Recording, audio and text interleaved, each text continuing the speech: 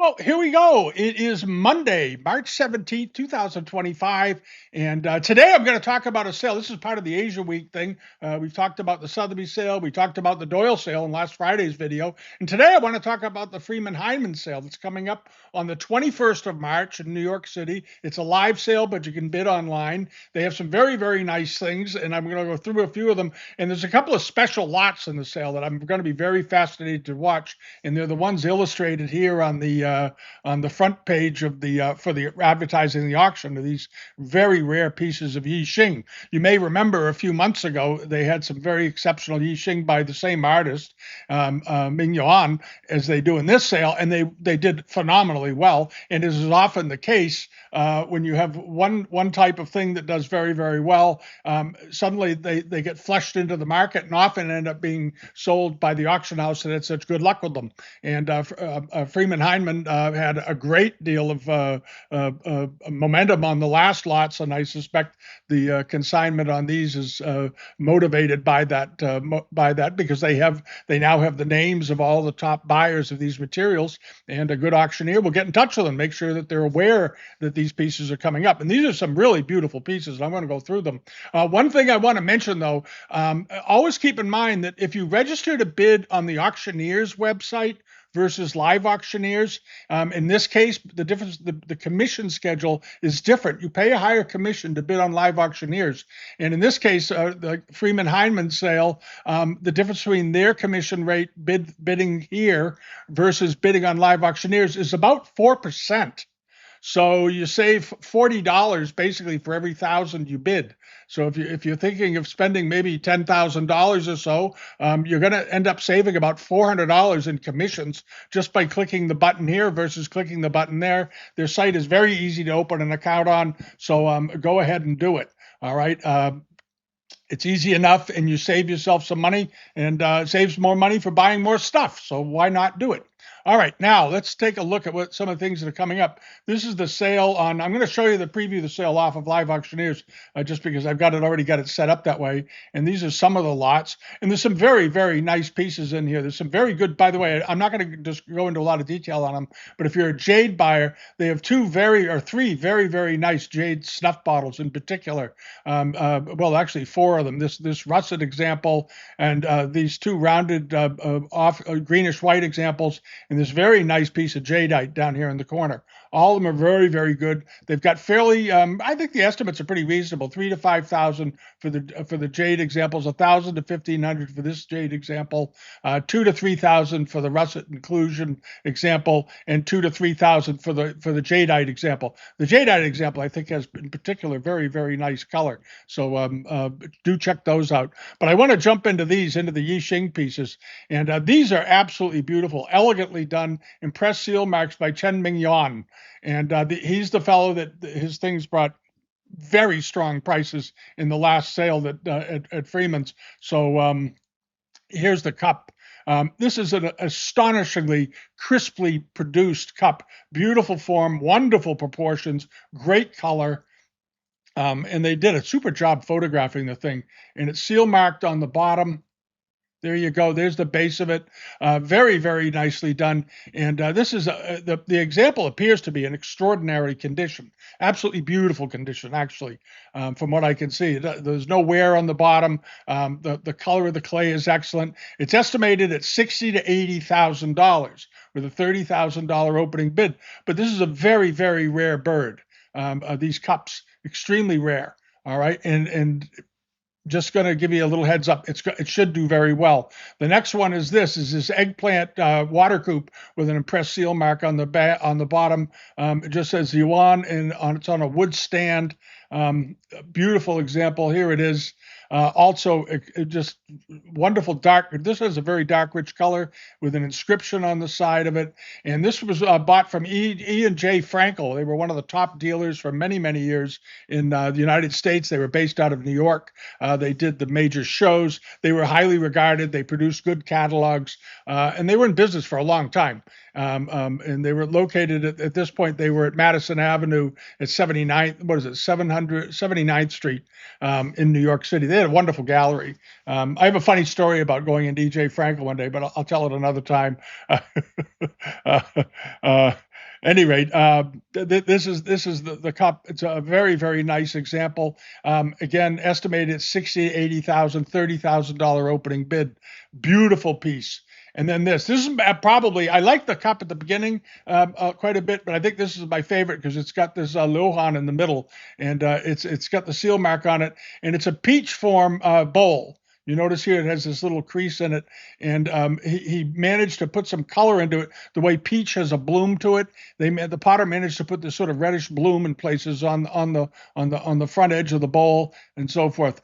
And there's the Lohan carrying the peach in his hand, and just wonderfully done. This is a very whimsical thing.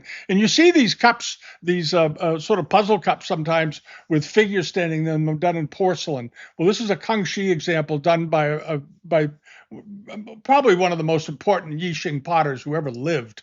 He signed his pieces off in just Chen. And this is an exceptional piece. On a beautiful wood stand. You can get a good look at it. There's the bottom of it. And he's got these nuts and fruit servicing as feet on it. And there are the two double seals on the bottom. And there's the hole for goes up into the figure and so forth. There's the marks. This is the stand. The stand is beautiful, by the way. And here's all of this. And there are examples that have been published in Chinese art reference books about this piece. And again, this was also published in the Ian J. Frankel book. So it's certainly a great example. And it's estimated also at 60 to 80,000. I think it's going to go for more than that. I think it will. I think it'll bring over 100. But it's an absolutely wonderful bowl. And it measures, none of these are terribly big, by the way. This one measures, 5 inches? Hold on a minute. I got to get down. There's a lot of writing on here. I'm going to find the dimensions.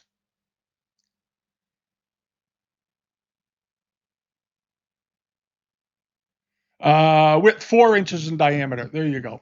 It's 4 inches in diameter, but it's a wonderful little bowl with a figure in it. Just a gem of a piece. All right, and the other pieces are sort of in the same size. The cup is about 3 or 4 inches. It's a beautiful thing. All right, so check those out. If you're a Yixing buyer, it'll be fun to watch because you don't see these come up all that often. I say that, and of course there were several in their last sale, but that's just because I believe that who these got flushed out because the other ones did so well, and so forth. So there you go. The next thing I want to talk about is this. This is very nice. There's two really good transitional ware porcelains in this sale. One of them is this beaker. It's a goo form vase. It's a nice one. It's beautifully done. It's got a great decoration on it. It appears to be in excellent condition all the way around. It's got horses on it, of course, so I like it. And the details are very good. It's very, very finely decorated. It's very, very finely worked. And there's the bottom of it. Looks exactly like it should look. It measures 16 and 5/8 inches tall. So it's almost 17 inches tall. This is a good sized beaker. And I'll be surprised if it doesn't go well through that estimate of 4,000 to 5,000. We'll see. It's already got 52 bidders and 2 bids, and it's up to 2,250. I suspect it'll bring 8,000 to 12,000 or 7,000 to 10,000, somewhere in that range. But it's a gem of a piece of transitional ware. It really is. It's very lovely. And then following up behind that one is this sleeve vase. Very nice, or they call it a cylinder vase. I call them sleeve vases. But this one is wonderful. It's got a willow tree on it with a figure under it. There it is. And I like the flower and vine decoration around the top. You don't always see that decoration on here. And here you have some birds ascending around the figure on the ground underneath the willow tree. And figures under willow trees is a pretty steady composition you do see in Chinese art. And then here you have the rocks and cloud bands coming down that you see on a lot of transitional wares. And there's the horse, a horse on this one, wonderful horse. We like horses. And there's the bottom of it, and that's exactly what it should look like. That's the perfect bottom for one of these. Couple of little imperfections. Not imperfections, just kiln grit, really. But very nice, creamy white, beautiful glaze, slightly concave. And it's estimated at $3,000 to $4,000. It's 10 inches tall, and I think it'll easily get there. And I suspect it may go to 5 or so. We'll have to wait and see. But it's also a lovely example. All right, and then hopping along over to this Kangxi geese rouleau vase. This is a pretty rare bird, and it's a big one. It's 18 inches tall. This is a big piece of Kangxi porcelain, and it's got these wonderful geese on it. One's ascending and one is swimming. And if you go around it, you'll see here's the shoreline. Very nice Kangxi enamels. The colors are very, very beautiful here. You have this edge area along the water and so forth.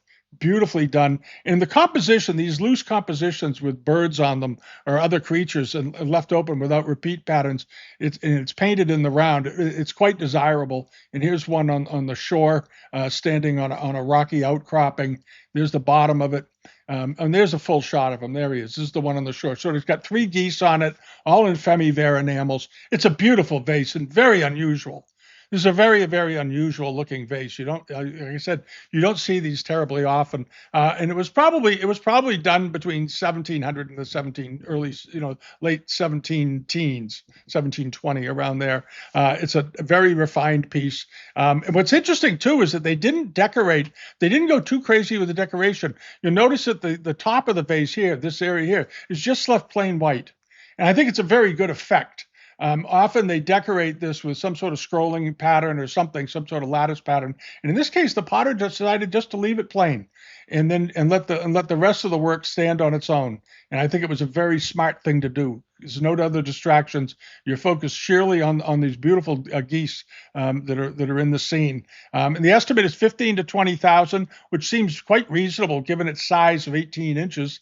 And the color is good, and it appears to be in great condition. And then over here, this is sort of a two-for lot. I threw this in just because I like both the forms. This guglet on the left and the ewer on the right. They're both Kangxi.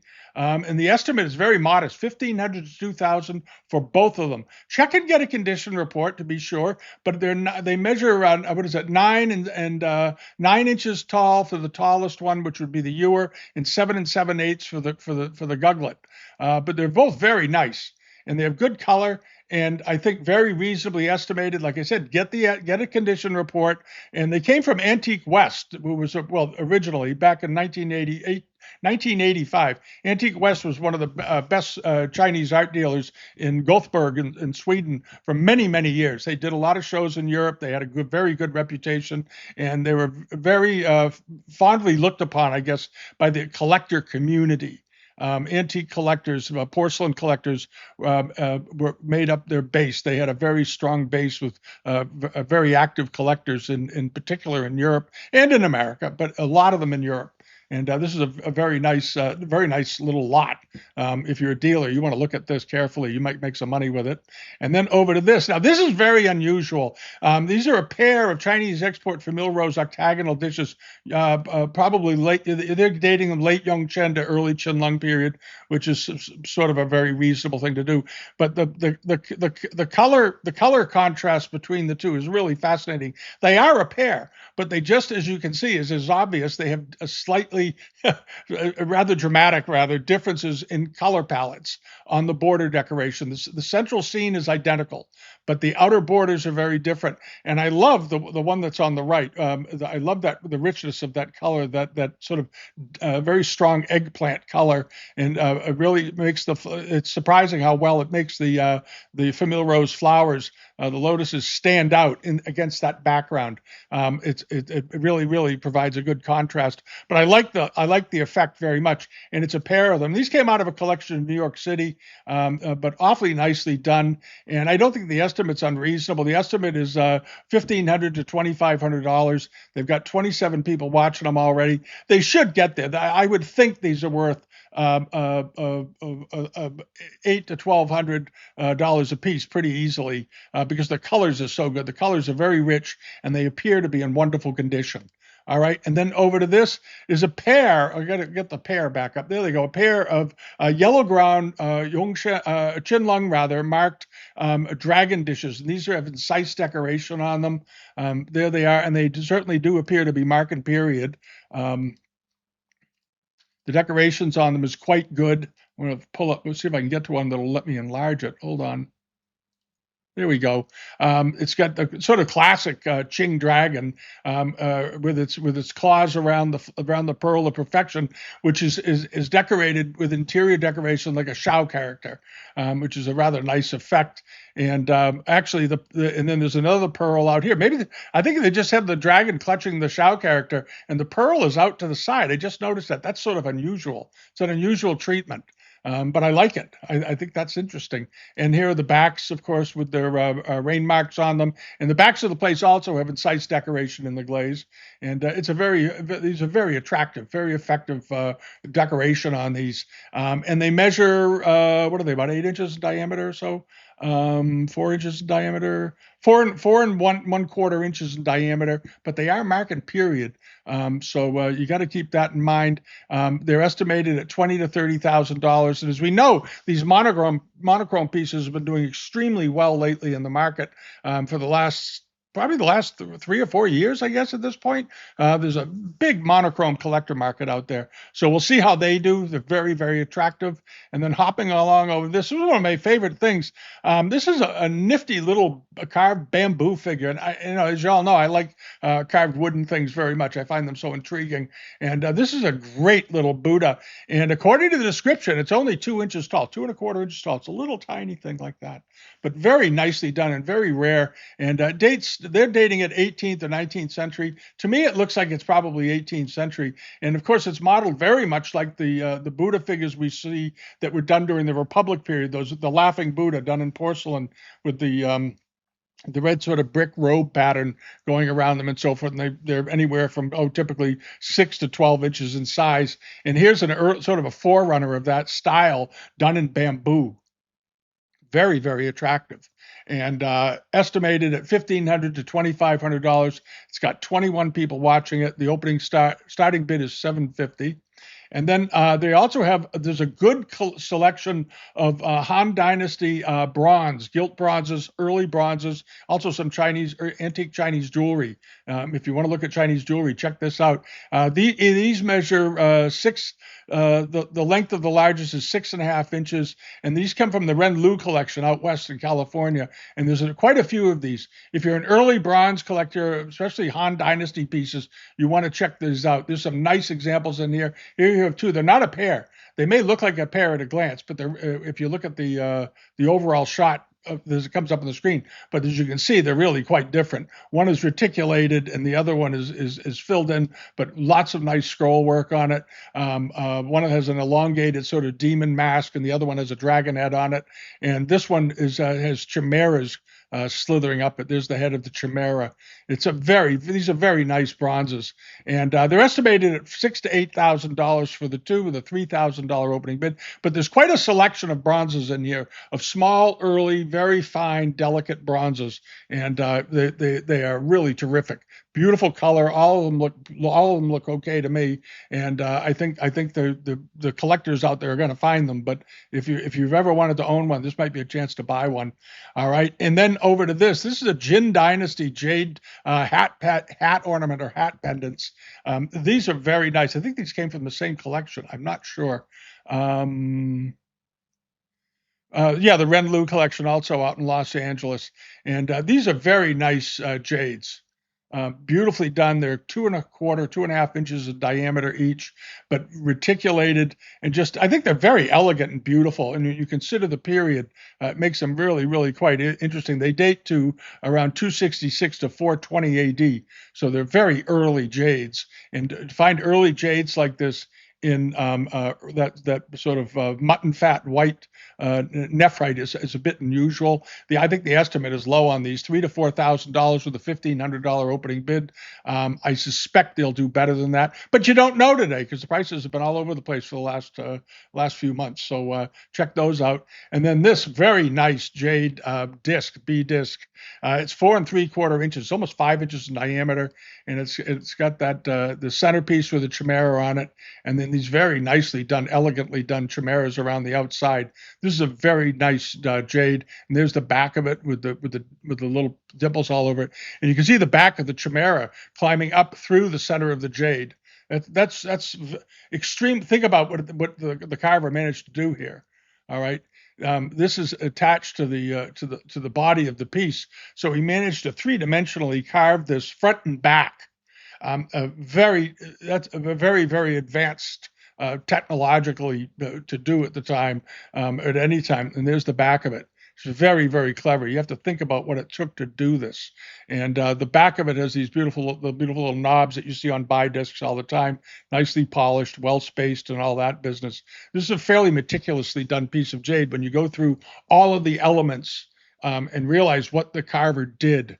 From the little beadworks on the back to the front with the chimera coming through the middle, and didn't mess it up anywhere. It's quite a feat, and it's good size. It's 4 3/4 inches, and I think it's a great little jade, estimated at $5,000 to $7,000. It does not have a lot of bidders on it right now, and it should bring 6 or 8,000 pretty easily because of the technical aspects of this jade. But it may get overlooked. You'd never know. So if you're a jade buyer, go after this thing. I think it's extremely attractive. They didn't date it, but it certainly looks like an 18th century example to me, possibly later 17th century. They started doing these in the Ming dynasty, these buy discs with chimeras on them, but it's at least 18th century. Without handling it, it's a little hard to push back the date far beyond that, but it well could be.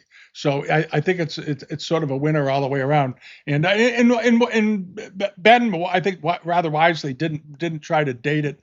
He could have just put 18th or 19th century in, I suppose. But it's no doubt an old one, and it's beautifully done. All right, and then hopping along, there are a couple of good robes in this sale. There's this one, a embroidered silk dragon robe, very nicely done, good colors, nice horse hoof sleeves on it, 19th century robe. And let's see if we can get a good close up here. There we go. This is a very nice, that's a better one. Very finely worked, gilded scales on the dragon. I don't see a lot of pulls anywhere. The color, the cobalt background is very even. There's no signs of staining. There's no signs of fading in the reds and the pinks and so forth, because they tend to fade if they're ever exposed for any length of time in sunlight. And it looks overall to be an excellent robe. And the estimate, I think, is very reasonable, 3,000 to 5,000. I think it should bring more than that. I think it should bring 5 to 7.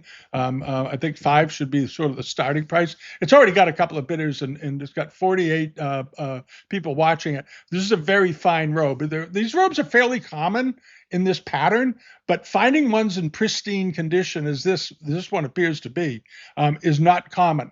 And you notice here on the collar, always look at the collar. If you think the liner is original, see how much it was actually worn. And that looks like the original color.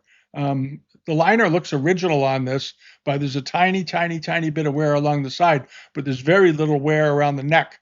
And around the neck is where you see wear if they've been worn quite a bit. So this robe has probably not been worn much at all during its life. So it's in very, very good condition. So do check that out if you're a silk buyer. And then the next one is this red Kisi silk robe with dragons on it. Looks to be mid 19th century Jifu robe. Sleeves are intact. Color is good. Another very good example. It's got this sort of interesting pink salmony color in it too, which I noticed. Hold on a second. And it's got dragons on the bands around the sleeves. See if they. I'm trying to see if they show this color here, right here. Where that ruby head is. Notice how that soft pink. It's almost like a pinkish salmon color. That's an unusual color to see on one of these, and you see it on the horns coming off the baby dragons. It's very, very nice. And like I said, it does have extra dragons rolling up here, around up over the sleeves themselves, and in this closure band on the front. But very, very attractive all the way around. It's estimated at 6,000 to 8,000. It's got red robes are a little rarer in this style than blue robes. They made more blue ones, but this is a very, very nice robe, and I'll be surprised if it doesn't bring. I'll be surprised if it doesn't bring more than the estimate. I'll put it that way. It looks like a $9,000 to $12,000 robe to me when it's all said and done. But we'll see. You never know. It is an auction after all. The starting price is extremely reasonable. It's already got one bid at $3,000. That's a no-brainer. This robe is sort of a no-brainer up to about $6,000 or $7,000 as far as value goes, and may well go beyond beyond that, depending on the emotional level of the buyer. All right, so that's the sale. So do check it out. Go through it. They've got some very nice things in here. And the Yixing pieces, the jades, and so forth. You have plenty of time to register and get your questions answered and so forth. But do check it out because it's a good looking auction all the way through from start to finish, from what I can see. All right, so that's it. Have a great day, and I'll be back later this week. And thanks a lot for subscribing. If you haven't already, please do. We do these videos fairly often, at least 1 or 2 a week. We try to do, and see you all next time. All right. Leave a comment. Tell me what you think. What's your favorite thing, by the way? Let me know. All right. Bye-bye.